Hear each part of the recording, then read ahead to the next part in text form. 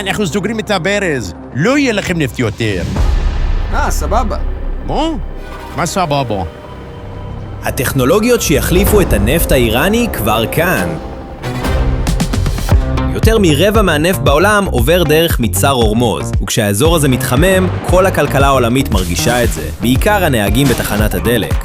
איך פותרים את זה? קחו למשל את התחבורה. החברה הישראלית סטורדוט מפתחת סוללות שמתאינות נסיעה תוך דקות. ואם כבר טעינה, למה בכלל לעצור? חברת אלקטריון מפתחת כבישים שמתאינים רכבים חשמליים תוך כדי נסיעה.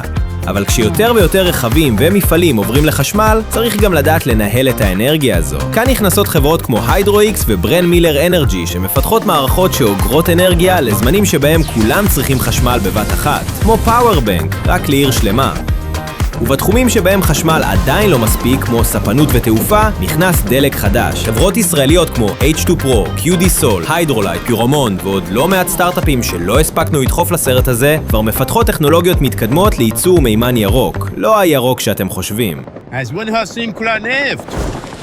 אז העולם לא מפסיק להשתמש בנפט ביום אחד, אבל הוא בהחלט מתחיל למצוא לו תחליפים, והרבה מהם מגיעים מחדשנות ישראלית. תגידו, יש למישהו שמפון?